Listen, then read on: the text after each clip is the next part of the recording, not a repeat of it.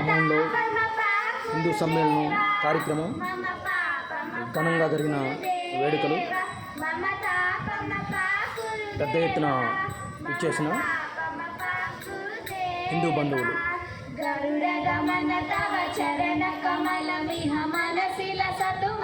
ఈ హిందూ సమ్మేళనంలో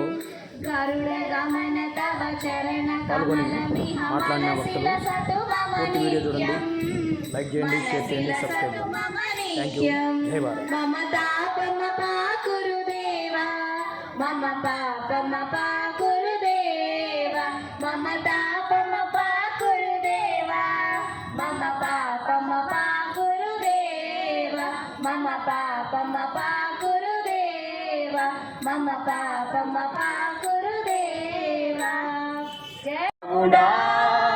మమత వీడరా మమత వీడి రామనామ స్మరణ చేయరా స్మరణ చేయరా రామనామ స్మరణ చేసి ఆత్మ సుఖము పొందరా రామనామ స్మరణ చేసి ఆత్మ సుఖము పొందరా రామనామ స్మరణ చేసి ఆత్మ సుఖము పొందరా రామనామ స్మరణ చేసి ఆత్మ సుఖము పొందరా ఆత్మ సుఖము పొందరా ఆత్మ సుఖము పొందరా ఆత్మ సుఖము కన్న మిన్న అన్యమేమి లేదురా ఆత్మ సుఖము కన్నా మిన్న అన్యమేమి లేదురా ఆత్మ సుఖము కన్న మిన్న అన్యమేమి లేదురా ఆత్మ సుఖము కన్నా మిన్న అన్యమేమి లేదురా హరే రామయనరా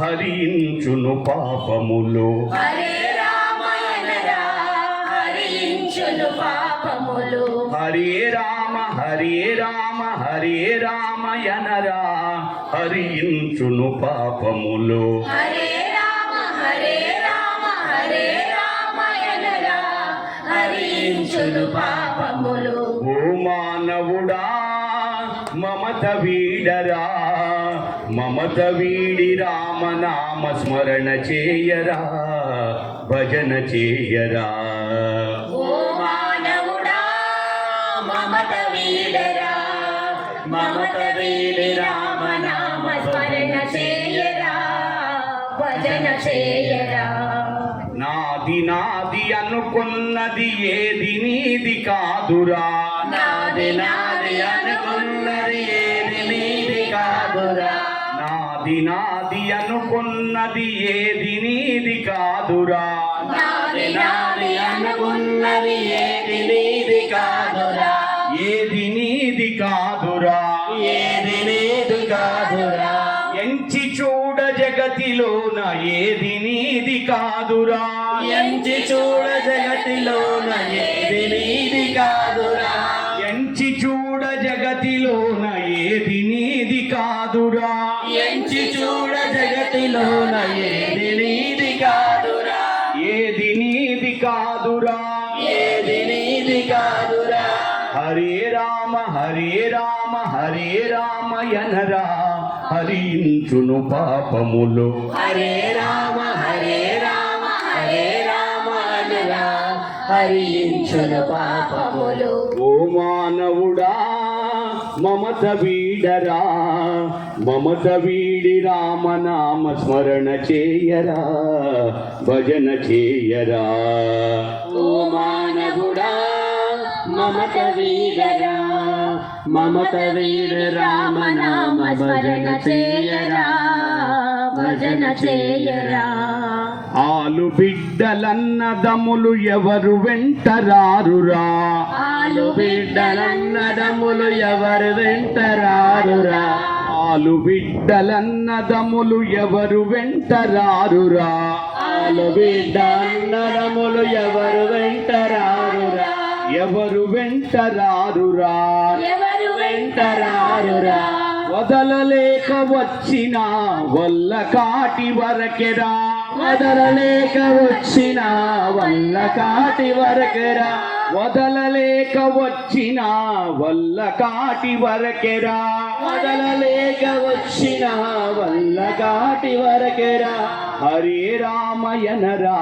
హరించును పాపములు హరే రామయనరా హరించును పాపములు హరే రామ హరే రామ హరే రామయనరా. భూమి రాయిగా ఉంది. రాముడు యుగ పురుషుడు, ధర్మ సంస్థాపకుడు. ధర్మమే ఆయనే ధర్మం. ఆయన కాలు మోపగానే ఈ అహల్య అంటే రాయిగా ఉన్న అహల్య భూమిగా మారింది. భూమిగా మారిన ఆమె అహల్య తర్వాత మనం ఈ రామ సంతతి అంతా భాగీరథ ప్రయత్నం, గంగ భూమికి రావడం, రఘువంశంలో సంతానం లేకపోవడం, అప్పుడు శివుడు గంగను వదలడం, వాళ్ళ ప్రేతాత్మలన్నీ వాళ్ళ వంశమంతా భాగీరథ ప్రయత్నం అని 10th క్లాస్లో చక్కటి లెసన్ ఉంటుంది. అది మనం లోతుగా వెళ్ళి ఒక స్టోరీలా కాకుండా ఒక తత్వంలోకి వెళ్ళి చూస్తే ఏంటి అంటే రాముడితోటి ప్రారంభమైంది అని. సనాతన ధర్మం అంటే ఏంటి అంటే అది ఎప్పుడు పుట్టిందో ఎవరికి తెలియదు, కానీ వేళ్ల నాటి సంవత్సరాల క్రితం నుంచి ఉన్న సనాతన ధర్మమే మన హిందూ ధర్మం. అందుకే మీరు చూడండి, ఇవాళ ఏ రోజు చూడండి, తిథులు, వారాలు, నక్షత్రాలు ఓన్లీ మన వేదంలో మన సంస్కృతిలో ఒక అది whether they are Christian, Muslim, whoever it may be, they have to accept. రిలీజియస్గా వాళ్ళు ఏ ఇండిఫరెన్సెస్లో ఉన్నా యాక్సెప్టెన్స్లో ఎక్కడ ఉండాలి అంటే అన్నీ అంటే కళ్ళకు కట్టినట్టు సాక్ష్యంగా సత్యంగా కనబడే గోచరించేదంతా ఈ భూమి మీద వేదంలో మనకి చెప్పబడింది. అదే కదా మనం ఇవాళ రోజున తిథులు 15 తిథులు, కృష్ణపక్షం, శుక్లపక్షం. ఇవాళ ఏంటి సంకష్టహార చతుర్థి అంటారు. పౌర్ణమి తర్వాత వచ్చే చవితి తిథిని సంకష్టహార చతుర్థి అంటారు. ప్రతి తిథికి ఒక విశేషం. ప్రతి తిథిని మనం మన జీవన విధానంలో ఆపాదించుకుని ఏ తిథితో ఏ లాభం పొందాలి, ఏ తిథి వల్ల ఏమి ఉపయోగం ఉంది, ఏ తిథి నాడు ఏం చేస్తే ఏమవుతుంది అనేది కేవలం మన హిందూ ధర్మంలో, మన పురాణ ఇతిహాసాల్లో, మన వేద గ్రంథాల్లో మాత్రమే చెప్పబడింది. మరి అవన్నీ రిలీజన్కి విరుద్ధంగా వాళ్ళ జీవన విధానంలో లేదు అని అన్యమతస్తులు అంటే మనం దాన్ని మూర్ఖత్వంగా భావించాలే తప్పితే అది ఒక వాదనకి ఒక అంటే ప్రూఫ్కి వెళ్ళాల్సిన అవసరం లేదు.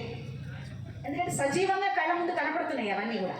ఒకసారి ఆలోచించుకోండి అంటే నిజంగానే ఒకసారి ఊహిస్తే ఎంత దరిద్రమైన పరిస్థితి. అలాగే ఇప్పుడు చాలా దేశాల్లో చూసుకోండి, మనం హిందువులుగా ఉన్నప్పుడు మనకున్నది ఒకటే దేశం, భారతదేశం. మిగతా చోట్ల ఎంతమంది హిందువులు ఉన్నా అందరూ మైనార్టీలాగానే ఉన్నారు, మనకంటూ ఒక దేశం అంటూ ఏం లేదు. అలాగే క్రిస్టియన్స్ తీసుకోండి, ముస్లిమ్స్ తీసుకోండి, వాళ్ళకి చాలా దేశాలు ఉన్నాయి. మనకు మాత్రం ఇది ఒకటే ఉంది కాబట్టి మనం ఇది కాపాడుకోవాల్సిన అవసరం ఎంతైనా ఉంది. మనం వదిలేసుకుంటూ పోతే మన దేశంలో మైనారిటీగా అయితే బంగ్లాదేశ్లో కానీ అటు పాకిస్తాన్లో కానీ జరిగే పరిస్థితి ఇక్కడ కూడా జరగదని ఎవరన్నా, ఇక్కడ కూడా అదే పరిస్థితి రావచ్చు, రాదా? మరి కాశ్మీర్లో ఏమైంది, కేరళలో ఏం జరుగుతుంది, మనలాగా వెస్ట్ బెంగాల్లో ఏం జరుగుతుంది? సో మన ఉనికిని మనం కాపాడుకోవాలి, మన హిందుత్వాన్ని మనం నిలబెట్టుకోవాలి. మన సోదరి మనందరిలో మనం కాపాడుకునే పరిస్థితులు మనం లేకపోతే అదే పరిస్థితి మనకి ఇక్కడికి కూడా రావచ్చు, రాదని ఎవరైనా చెప్పగలరా? సో ఈ యొక్క విషయాన్ని మాత్రం అందరూ జాగ్రత్తగా ఆలోచించుకుని తమ కర్తవ్యం ఏందో మనకే బోధపడుతుంది ఒక్కసారి ఆలోచించుకోకండి. సో దాని ప్రకారంగా మనందరం ముందుకు నడుచుకుంటామని. అసలు ఫస్ట్ నాకు ఈ ఆర్ఎస్ఎస్ హిందూ సమ్మేళనం ఎందుకు పెడుతున్నారో నాకు ఆలోచన వచ్చింది. అంటే ఎందుకు అనేది నాకు అర్థం కాలేదు ఫస్ట్. తర్వాత అయితే ఏం చెప్పారంటే ఆర్ఎస్ఎస్ 100 సంవత్సరాల కాలంగా హిందూ సమ్మేళనాలు జరుపుతున్నారండి అంటే దానికి నేను ఆలోచించాను, అసలు హిందూ సమ్మేళనం యొక్క కారణం ఏంటి, ఎందుకు చేయాలి మనం అంటే. ఇప్పుడు మన పురాణాలు కానీ మన హిందుత్వ మొత్తం చూసుకుంటే 5,000 సంవత్సరాల నుంచి మన సివిలైజేషన్స్ ఉన్నాయి కదండి, మనకున్న గ్రంథాలు వాటిలో ఎక్స్ప్లెనేషన్ ఇచ్చి అన్నిటి వాటికి ఇప్పుడు ఉన్న మన లైఫ్ స్టైల్కి మనకు వచ్చే ప్రాబ్లమ్స్ కూడా సొల్యూషన్స్ అందులోనే నిక్షిప్తమై ఉన్నాయి. మనం వాటిని చదవం అంతే. ఇప్పుడు కొత్తగా ఇప్పుడు అమెరికా నుంచి కానీ యూఎస్ బ్రిటన్ నుంచి కానీ వచ్చే షార్ట్ ఫామ్ సొల్యూషన్స్ అన్నింటినీ తీసుకుని ఇది బాగుంది అనుకుంటాం. అయితే అవన్నీ మన వాటిలో నిక్షిప్తం అంటే మనం చదవం కూడా మనకు తెలియదు. ఫస్ట్ మనం చదువుకోవాలి. మన నెక్స్ట్ బాధ్యత ఏంటంటే మనం చదువుకున్నది మనం నేర్చుకుంది మన పిల్లలకు అందజేయగలగాలి. సో ఇవి మనం చేసుకోగలిగితే మనం అనుకున్న సమాజాన్ని మనం నిర్మించుకోగలిగితే మనకంటూ మన పుణ్య ఫలితంగా మానవ జన్మ వచ్చింది. అందులో హిందువులు అంటే ఇంకా ఎక్కువ అదృష్టవంతులం. కేవలం హిందువులు మాత్రమే సర్వే జన భవంతు, సర్వే సంతు నిరామయ, సర్వే భద్రాన్ని పశ్యంతు, అందరూ సుఖంగా శాంతిగా హాయిగా ఆనందంగా జీవించకూడదు కేవలం హిందువులు మాత్రమే. మిగతా ఎవ్వరు కోరుకోరు, ఎవ్వరు చెప్పరు అన్నమాట. కేవలం హిందూ ధర్మం మాట్లాడితే చెట్టు కూడా ముక్తి మోక్షం ఉంది. ఎలకు, బల్లికి, పిల్లికి, ఏనుక్కు అందరికీ ముక్తి మోక్షం ఉంది. స్వర్గం కాదు, ముక్తి మోక్షం ఉంది. చెప్ప కేవలం హిందూ ధర్మం మాత్రమే. ఇటువంటి శ్రేష్టమైన హిందువులుగా బలంగా శక్తివంతంగా లేకపోతే ప్రపంచంతో సర్వాసం అయిపోతుంది. ఒకప్పుడు మనం బలంగా కూడా ప్రపంచానికి జ్ఞానాన్ని ఇచ్చాము, ఆహారం అన్నీ ఇచ్చాము. ఎప్పుడైతే బలహీనమైనామో అనేక రకాల ఇబ్బంది పడ్డాం. రాష్ట్రీయ స్వయం సంఘం యొక్క కృషి ఫలితంగా 100 సంవత్సరాల కష్ట ఫలితంగా ఈరోజు హిందువులు కొద్దిగా మేల్కుంటున్నారు. కొద్దిగా ఇంకా పూర్తి మేల్కోలేదు, కొద్దిగా మేల్కుంటున్నారు అంతే.